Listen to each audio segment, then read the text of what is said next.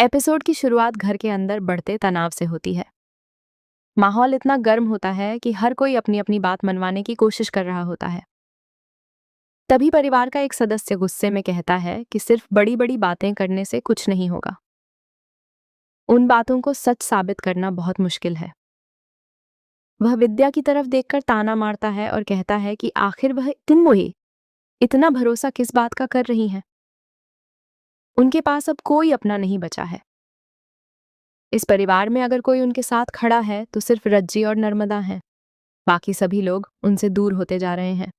उसकी बातें सुनकर पूरे घर में सन्नाटा छा जाता है। लेकिन तभी धीरज आगे बढ़ता है और पूरे आत्मविश्वास के साथ कहता है कि वह अपनी माँ का साथ कभी नहीं छोड़ेगा।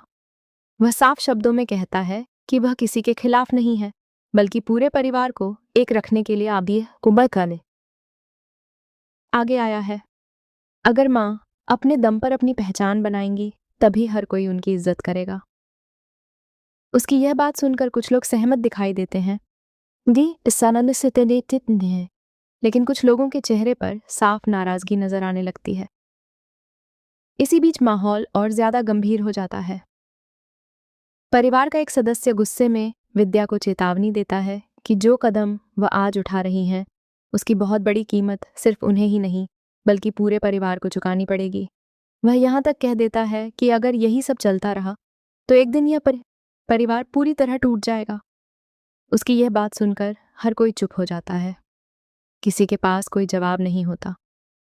तभी कैमरा रज्जी और नर्मदा की तरफ जाता है। दोनों एक दूसरे को देखते हैं, मानो उन्हें पहले से ही आने वाले तूफान का अंदाजा हो।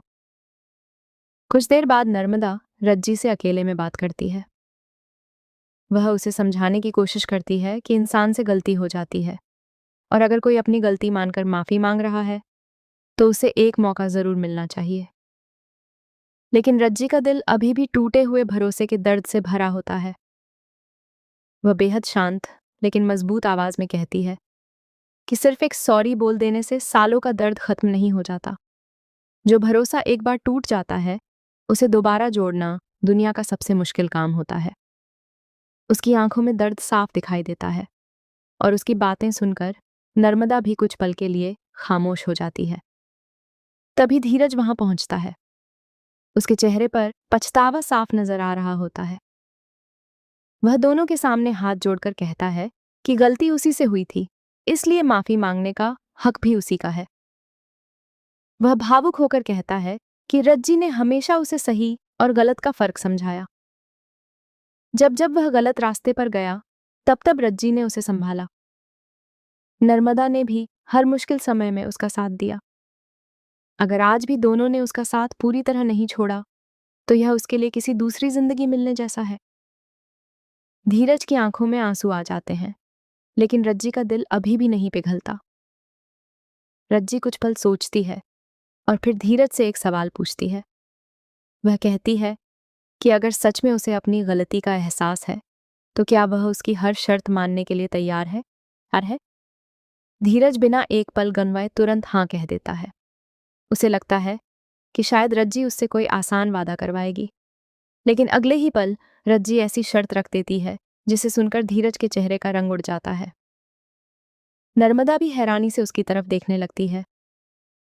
रज्जी कहती है कि अगर धीरज सच में बदल चुका है, तो उसे सबसे पहले अपने माँ बाप यानी महादेव और विद्या को फिर से एक करना होगा। यही उसकी सबसे बड़ी परीक्षा होगी। धीरज कुछ पल के लिए बिल्कुल खामोश हो जाता है। उसे अच्छी तरह पता होता है कि महादेव और विद्या के बीच की दूरियां सिर्फ गलतफहमियां नहीं, बल्कि वर्षों का दर्द है। लेकिन फिर भी वह हिम्मत जुटाकर कहता है कि चाहे कितनी भी मुश्किल क्यों ना आए, वह अपने माँ बाप को फिर से एक करके रहेगा। उसकी यह बात सुनकर नर्मदा मुस्कुराती है और कहती है कि इस मुश्किल सफर में वह उसका पूरा साथ देगी। पहली बार रज्जी के चेहरे पर भी हल्की सी उम्मीद दिखाई देती है। लेकिन किसी को नहीं पता कि इस फैसले के पीछे किस्मत ने एक और बड़ा तूफान छिपाकर रखा है, जो बहुत जल्द पूरे परिवार की जिंदगी बदलने वाला है।